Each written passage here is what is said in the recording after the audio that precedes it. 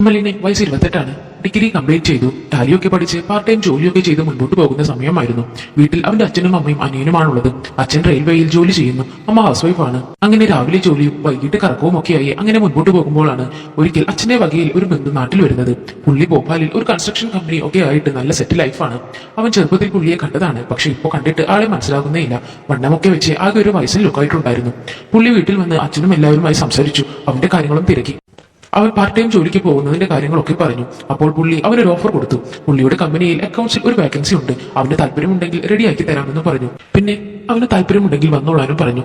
അത് പറഞ്ഞപ്പോൾ ഉണ്ടായ അവന്റെ പരിഭ്രമം കണ്ട് അങ്കിൾ പറഞ്ഞു, ഞാനുണ്ടല്ലോ അവിടെ, നിനക്കൊരു എക്സ്പീരിയൻസും ആകും. വീട്ടിൽ അച്ഛനും ഓക്കെ പറഞ്ഞു. പിന്നെ അമ്മയും, നിനക്ക് ഭാഷയും പഠിക്കാം, പിന്നെ അത്യാവശ്യം സാലറിയും ഉണ്ടല്ലോ. പിന്നെ അവനും ഓക്കെ പറഞ്ഞു. ശേഷം അവന്റെ പാർട്ട് ടൈം ജോബൊക്കെ ഉപേക്ഷിച്ചു. അവന്റെ ബയോഡേറ്റ ഒക്കെ അയച്ച് വിജയൻ അങ്കിളിന് കൊടുത്തു. അങ്കിൾ തിരിച്ചു പോയി. ഒരാഴ്ച കഴിഞ്ഞപ്പോൾ ഒരു കോൾ വന്നു. ഹലോ അമലല്ലേ? അതെ, ഞാൻ ബീന, വിജയൻ അങ്കിളിന്റെ വൈഫാണ്. ഹായ് ആന്റി, പറഞ്ഞോളൂ. അമലിന് എന്ന് വരാൻ പറ്റും? കാരണം വിജയൻ പറഞ്ഞു ഉടനെ വരുമെന്ന്. അപ്പോൾ താമസമൊക്കെ ശരിയാക്കാനായിട്ടാണ്. ആന്റി, ഞാൻ തിരിച്ചു വിളിക്കാം. ട്രെയിനൊക്കെ ബുക്ക് ചെയ്യേണ്ട ടൈം ഒക്കെ നോക്കിയിട്ട് ഞാൻ വിളിക്കാം. ശരി, ഇമ്മ നാളെ വൈകിട്ട് മുമ്പേ പറയണം. കാരണം ഇപ്പോൾ ഒരു സ്റ്റാഫ് 4 മാസം ലീവിൽ പോവുകയാണ്. അതുകൊണ്ട് എത്രയും നേരത്തെ വരാമോ അത്രയും നേരത്തെ വരണേ. ശരി, നാളെ പറയാം. എന്നാ ശരി മോനെ, എല്ലാവരെയും തിരക്കിയെന്ന് പറഞ്ഞേക്ക്. ഞാൻ മോനെ വാട്സാപ്പിൽ മെസ്സേജ് അയച്ചേക്കാം. എന്തെങ്കിലും ഉണ്ടെങ്കിൽ അത് പറഞ്ഞാൽ മതി. Okay aunty. Aunty phone cut ചെയ്തു. അച്ഛനോട് വിളിച്ചവൻ കാര്യങ്ങളെല്ലാം പറഞ്ഞു. അച്ഛൻ ടിക്കറ്റ് ബുക്ക് ചെയ്തു. എല്ലാം റെഡിയാക്കി വൈകിട്ട് വന്നു. അവൻ ആന്റിക്ക് ബുക്കിംഗ് ഡീറ്റെയിൽസ് എല്ലാം അയച്ചു കൊടുത്തു. അങ്ങനെ എല്ലാം സെറ്റായി. അവന്റെ സർട്ടിഫിക്കറ്റും എല്ലാം അവൻ തലേന്ന് തന്നെ എടുത്തു വെച്ചിരുന്നു. അങ്ങനെ അവർ ചൊവ്വാഴ്ച റെയിൽവേ സ്റ്റേഷനിലെത്തി. അച്ഛന് പരിചയമുള്ള സ്റ്റാഫാണ്. അവിടെ എല്ലാവരോടും സംസാരിച്ചു. അങ്ങനെ ട്രെയിൻ വന്നു. ആദ്യമായിട്ടാണ് ഇങ്ങനെ ഒറ്റയ്ക്ക് ഇത്രയും ദൂരം പോകുന്നത്. അതിന്റെ ഒരു ടെൻഷനുണ്ട്. അമ്മയ്ക്കും ആകെ സങ്കടമായിരുന്നു. അച്ഛന് പിന്നെ നോ പ്രോബ്ലം. അങ്ങനെ ട്രെയിനിൽ കയറി. ഫസ്റ്റ് ക്ലാസ് ഈസിയാണ്, അതുകൊണ്ട് വലിയ ബഹളമൊന്നുമില്ല. പിന്നെ സീസൺ അല്ലാത്തത് കൊണ്ടും വലിയ കോലാഹലങ്ങൾ കമ്പാർട്ട്മെന്റിലില്ല. ട്രെയിൻ സ്റ്റേഷനിൽ നിന്നും എടുത്തു. ടെൻഷനൊക്കെ മാറി വന്നു. കുറച്ച് കഴിഞ്ഞ് ഫുഡ് കഴിച്ചു. അപ്പോഴാണ് ആന്റിയുടെ മെസ്സേജ്. ഹായ് അമൽ, എവിടെയായി? ട്രെയിനിലാണോ? അതെ. ഓക്കെ, എല്ലാം സേഫ് അല്ലേ? ഞങ്ങൾ റെയിൽവേ സ്റ്റേഷനിൽ കാണും, ഒന്നും പേടിക്കാനില്ല. ശരി ആന്റി. ഇപ്പൊ അവനെ ഫാദർ വിളിച്ചിരുന്നു. ടെൻഷനുണ്ട് അവനെന്നൊക്കെ അവൻ പറഞ്ഞു. ഒന്നും പേടിക്കാനില്ല, ഞങ്ങൾ ഇവിടെ കാണും. ഏയ് അതല്ല ആന്റി, ആദ്യമായിട്ട് പുറത്തു പോകുന്ന ടെൻഷൻ, അല്ലാതെ നോ പ്രോബ്ലം. ശരി, എന്നാ മോനെ നാളെ വിളിക്കാം. Okay, good night. അപ്പോഴാണ് ആന്റിയുടെ പ്രൊഫൈൽ പിക്ചർ കാണുന്നത്. അല്പം മോഡേൺ ആണെന്ന് തോന്നുന്ന ലുക്ക്. നമ്മുടെ പഴയ സിനിമ നടി ഗീതയുടെ ലുക്കും കളറും ഒക്കെ ഉണ്ട്. കൊള്ളാം, പക്ഷെ വണ്ണമുള്ള പോലെ. ഫേസ്ബുക്കിൽ പേര് കൊണ്ട് നോക്കി, എങ്കിലും കണ്ടില്ല. അങ്ങനെ 2 ദിവസം കഴിഞ്ഞ് വ്യാഴാഴ്ച വൈകിട്ട് 7 മണിയോടെ അവൻ ഭോപ്പാലിലെത്തി. ഇതിനിടയിൽ അച്ഛനും അമ്മയും ആന്റിയും ഒക്കെ അവനെ വിളിച്ച് സംസാരിച്ചു. അവൻ ട്രെയിൻ ഇറങ്ങിയ പുറകെ അങ്കിലും വിളിച്ചു. അമൽ എവിടെ? ഞാൻ ട്രെയിൻ ഇറങ്ങിയെങ്കിൽ. ഓക്കെ, നേരെ മുമ്പിലെ ടിക്കറ്റ് കൗണ്ടറിന്റെ അടുത്ത് ഞാൻ ഇവിടെ നിൽപ്പുണ്ട്. ഓക്കെ, അവൻ നടന്ന് കൗണ്ടറിന്റെ മുമ്പിലെത്തി. അങ്കിൾ വന്നു. ഹലോ, എങ്ങനെയുണ്ടായിരുന്നു യാത്ര? കൊള്ളായിരുന്നു. ഹായ് അമൽ, എന്നെ അറിയുമോ? ആന്റി, എനിക്ക് മുഖം ഓർമ്മയില്ലായിരുന്നു. പിന്നെ പ്രൊഫൈൽ പിക്ക് കണ്ടപ്പോൾ ഓർത്തു. ചെറുപ്പത്തിൽ കണ്ടതാ, ഇപ്പൊ അങ്ങ് വളർന്നു പോയി. കുറ്റിത്താടിയൊക്കെ വെച്ച് സുന്ദരനായി. അവൻ ചിരിച്ചു. അവർ വണ്ടിയുടെ അടുത്തേക്ക് നടക്കുന്ന വഴി അവൻ ആന്റിയെ ശ്രദ്ധിച്ചു. കൊള്ളാം, വിചാരിച്ച പോലെയല്ല, വണ്ണമുണ്ട്. പക്ഷെ വയറൊന്നും അധികമില്ല. ഒരു ടോപ്പും ലെഗിൻസുമാണ് വേഷം. പക്ഷെ അങ്കിളിനെ കണ്ടാൽ അച്ഛനാണെന്ന് പറയും. അവർ വണ്ടിയിൽ കയറി. ആന്റിയാണ് വണ്ടി ഓടിക്കുന്നത്. പോകുന്ന വഴി അവർ ഒരു ഹോട്ടലിൽ കയറി ഫുഡ് കഴിച്ചു. നേരെ അവർ താമസിക്കുന്ന ഫ്ലാറ്റിലെത്തി. റോഡിലൊന്നും അധികം തിരക്കില്ലാത്തൊരു പ്രദേശം പോലെ അവന് തോന്നി. ഇനി രാത്രി ആയതുകൊണ്ടാണോ എന്ന് അവന് തോന്നി. അവന്റെ നോട്ടം കൊണ്ടിട്ടാകണം. അങ്കിൾ പറഞ്ഞു, പേടിക്കേണ്ട, അധികം തിരക്കില്ലാത്ത ഏരിയയാണ്. അവർ ഒരു പാർക്കിംഗ് ഏരിയയിൽ വണ്ടി ഇട്ടു. അവർ ഇറങ്ങി. 8 ഫ്ലോറുള്ള ഒരു ഫ്ലാറ്റ്. ലിഫ്റ്റിൽ കയറി 6ാമത്തെ ഫ്ലോറിൽ ഇറങ്ങി. 4ാമത്തെ ഫ്ലാറ്റിലാണ് എന്റെ റൂം. അവിടെ ആരുമില്ല. ഇത് സ്റ്റാഫിനെ താമസിക്കാൻ എടുത്തതാണ്. പക്ഷെ അവർക്ക് യാത്ര ബുദ്ധിമുട്ടാണെന്ന് പറഞ്ഞു. ആരുമില്ല. അങ്കിൾ പറഞ്ഞു, എന്തേലും ഉണ്ടെങ്കിൽ വിളിച്ചാൽ മതി. ഞങ്ങൾ ഈ 5ാമത്തെ ഫ്ലോറിൽ ഉണ്ടാകും. അകത്ത് കയറി എല്ലാം കാണിച്ചു തന്നിട്ട് അങ്കിൾ പോയി. ഫ്ലാറ്റിൽ 2 റൂം. ഒന്നിൽ അവൻ എല്ലാ സൗകര്യങ്ങളും ഉള്ള നല്ല flat. Washing machine, TV, fridge എല്ലാം ഉണ്ട്. അവൻ പോയി കുളിച്ചിട്ടൊക്കെ വന്നിരുന്നപ്പോൾ ആന്റി വിളിച്ചു. ഹലോ, ഫ്രഷ് ആയോ? ആയി ആന്റി. അതേ മോനെ, രാവിലെ ഞാൻ വിളിക്കാം ബ്രേക്ക്ഫാസ്റ്റ് കഴിക്കാൻ. ഉച്ചയ്ക്ക് നമുക്ക് ഒരുമിച്ച് പോകാം ഓഫീസിൽ. അതോ മോൻ തിങ്കളാഴ്ച മുതലേ വരുന്നുള്ളൂ? ഇല്ല ആന്റി, നാളെ പോകാം. ശരി, എന്നാൽ നാളെ കാണാം. അവൻ ഫോണിൽ കുത്തിയപ്പോഴും ഉറങ്ങിപ്പോയി. രാവിലെ ആന്റി വിളിച്ചപ്പോഴാണ് എണീക്കുന്നത്. ആന്റി, ഞാൻ എണീച്ചു. എന്നാൽ വാ, ബ്രേക്ക്ഫാസ്റ്റ് കഴിക്കാം. ഇപ്പോൾ വരാം ആന്റി. അവൻ ഓടിപ്പോയി ഫ്രഷായി താഴത്തേക്ക് പോയി. അവൻ ബെല്ലടിച്ചു. ആന്റി ഡോർ തുറന്നു. അങ്കിൾ പോകാൻ റെഡിയാവുകയായിരുന്നു. Good morning uncle. Good morning. എനിക്കൊരു മീറ്റിംഗ് ഉണ്ട് മോനെ, വൈകിട്ട് കാണാം. മോൻ കഴിക്കും. അങ്കിൾ കഴിക്കുന്നില്ലേ? ഞാൻ കഴിച്ചു. മോനും ആന്റിയും കഴിക്കും. അങ്കിൾ ഇറങ്ങി. ആന്റി അങ്കിളിനെ വാതിൽ വരെ വിട്ടിട്ട് വന്നു. അമലെ, നിനക്ക് അപ്പം ഇഷ്ടമല്ലേ? ആന്റി, എനിക്ക് പാലപ്പമാണ് ഏറെ ഇഷ്ടം. അയ്യോടാ, പാലപ്പം ഇല്ലടാ, വെള്ളപ്പമാണ്. പാല് പിഴിയാനുമൊന്നും ആരും ഇല്ലടാ ഇവിടെ. എനിക്ക് ഒറ്റയ്ക്ക് ആവില്ലല്ലോ. ആരെങ്കിലും പിഴിയാനുണ്ടെങ്കിൽ ഉണ്ടാക്കാമായിരുന്നു. ആണോ? അപ്പൊ എനിക്ക് എന്നെ വിളിക്കാമായിരുന്നില്ലേ? അത് നീ വന്നില്ലേ ഉള്ളൂ. നിന്നെ എങ്ങനെ ഞാൻ വിളിക്കുക? നീ എന്ത് വിചാരിക്കുമെന്ന് കരുതില്ല ഞാൻ. അങ്ങനെ ഒന്നുമില്ല ആന്റി. ആന്റിയെ കണ്ടത് മുതൽ എനിക്ക് എന്റെ സ്വന്തം പോലെയാണ് തോന്നിയിട്ടുള്ളത്. ആന്റിക്ക് വേണ്ടി എന്തും ചെയ്തു തരാൻ എനിക്ക് സന്തോഷമേ ഉള്ളൂ. ഇനി എന്തിനും ധൈര്യമായിട്ട് എന്നെ വിളിച്ചോളൂ. എന്നാൽ നമുക്ക് കഴിച്ചാലും. ആ കഴിക്കാം. എനിക്ക് വിശപ്പ് സഹിക്കാൻ വയ്യ. പിന്നെ അതിന്റെ മണം മുക്കിലടിച്ചിട്ട് കൊതിയായിട്ടും വയ്യ. വേഗം താ ആന്റി. തൃപ്തി വെക്കാതെ അതാ വരുന്നു.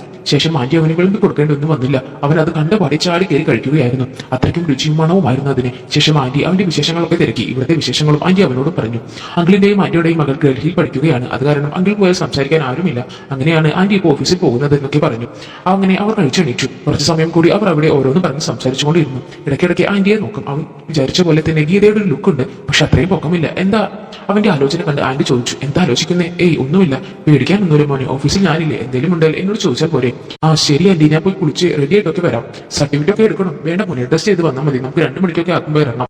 അവർ ഉച്ചയ്ക്കത്തെ ഫുഡ് കഴിച്ച് ഓഫീസിൽ പോകാൻ ഇറങ്ങി. ആന്റി ടോപ്പും ഒരു പാൻസും ആണ് ഇട്ടിരുന്നത്. അങ്ങനെ അവർ ലിഫ്റ്റിൽ കയറി ബേസ്മെന്റിൽ എത്തി. ആന്റിയുടെ കാർ മാരുതി സ്വിഫ്റ്റ് ആണ്.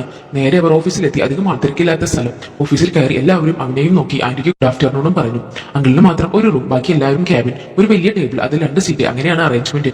ആന്റിയുടെ കൂടെയുള്ള ലേഡി സ്റ്റാഫാണ് 4 മാസം ലീവ്. അതുകൊണ്ട് അവൻ ആന്റിയുടെ കൂടെ ഇരുന്നു. ആന്റി എല്ലാവരെയും വിളിച്ച് അവനെ പരിചയപ്പെടുത്തി. ഹി ലുക്സ് യങ് എന്നൊക്കെ എല്ലാവരും പറഞ്ഞു. അവൻ ആകെ ചമ്മിയിരുന്നു. അവരിയ്ക്കുന്നതിന് നേരെ അങ്കിളിന്റെ റൂമാണ്. ബാക്കിയുള്ളവർക്ക് അവരെ കാണാൻ കഴിയില്ല, പക്ഷെ അവർക്ക് എല്ലാവരെയും കാണാം. അങ്കിൾ അങ്ങനെ സെറ്റ് ചെയ്തേക്കെന്നാണ് ആന്റി പറഞ്ഞത്. അവനെ ആന്റി വർക്കിന്റെ ഡീറ്റെയിൽസ് എല്ലാം പറഞ്ഞു കൊടുത്തു. ബിൽ പേയ്മെന്റ്സും ചെക്കിങ്ങും എല്ലാം. അങ്ങനെ ആന്റി ഓരോന്നും പറഞ്ഞു കൊടുത്തു. പറയുന്നത് കേട്ടിട്ട് നാട്ടിൽ ചെയ്യുന്ന പണിയുടെ അത്രയും ഇല്ല എന്ന് അവന് തോന്നി. ഓഫീസ് ടൈമിംഗ് രാവിലെ 9 മുതൽ 5 ആണ്. ആന്റി ചിലപ്പോൾ അങ്കിൾ വന്നിട്ട് പോകും, ഇല്ലെങ്കിൽ നേരത്തെ പോകും. അങ്ങനെ 5 മണിയായി. അവർ ഇറങ്ങി വീട്ടിൽ വന്നു. കുളിച്ച് ഫ്രഷ് ആയി താഴെ ചെന്നു. ചിലപ്പോൾ അങ്കിൾ വെള്ളമടി തുടങ്ങിയിരുന്നു. അങ്കിളിന് രാത്രി ആയാലും ഒരു ബോധമില്ല മോനെ എന്നൊക്കെ അവനോട് പറഞ്ഞു. എന്തായാലും കഴിച്ചുടനെ അവൻ റൂമിലേക്ക് പോന്നു. അങ്ങനെ ഒരാഴ്ച കഴിഞ്ഞു. അവൻ പണിയൊക്കെ പഠിച്ചു. ഡൗട്ടുള്ളത് ആന്റിയോട് ക്ലിയർ ചെയ്തു.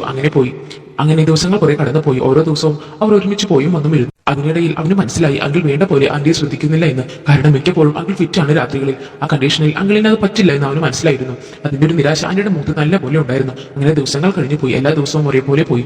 സൺഡേ മാത്രം റെസ്റ്റ്. അന്ന് നടക്കാൻ പോകും. നാട്ടിലായിരുന്നപ്പോൾ ഫുട്ബോൾ കളി നടന്നിരുന്നു. അതുകൊണ്ട് സൺഡേ ചുമ്മാ നടക്കാൻ പോകാൻ തുടങ്ങി. ഇടയ്ക്ക് ആന്റിയും വരും. അങ്ങനെ ഒരു ദിവസം അവർ ഓഫീസിൽ നിന്ന് തിരിച്ചു വന്ന ടൈം ഒരു സിനിമ പോസ്റ്റർ കണ്ടു. നല്ല സുന്ദരി നടിയല്ലേ? അതെ ആന്റി, ഇവിടെ മലയാളം പടം ഒന്നും വരില്ലേ? വരും. അതിന് ആര് പോകുന്നു? അങ്കിളിന് താല്പര്യമൊന്നുമില്ല. ഷോ എനിക്കാണ് ഇറങ്ങുമ്പോൾ പോയില്ലേ എന്തുപോലെയാ. പറഞ്ഞിട്ട് കാര്യമില്ല. അതുമില്ല, 10-15 കിലോമീറ്റർ പോകണം. അതും നല്ല തിയേറ്ററൊന്നുമില്ല. ഓ, അപ്പൊ പിന്നെ കാണാതിരിക്കുന്നത് തന്നെ നല്ലത്. ആന്റി ചിരിച്ചു. അതെ, ആന്റിയെ കാണാൻ സിനിമ നടി ഗീതയെ പോലെയാ. അത്രയും പൊക്കമില്ല എന്നേ ഉള്ളൂ. ഗീത അത് ഏത് നടി? അങ്ങനെ ചോദിച്ചാൽ ഞാൻ റൂമിലെത്തിയിട്ട് ഫോട്ടോ വെച്ച് തരാം. വല്ല പഴയ നടിമാരുമായിരിക്കും. കളിയാക്കാതെ പോയി. അല്ല ആന്റി, സത്യം. ശരി. അവർ അങ്ങനെ വീട്ടിലെത്തി. എന്നത്തെയും പോലെ ഫുഡൊക്കെ കഴിച്ച് അവൻ റൂമിലെത്തി.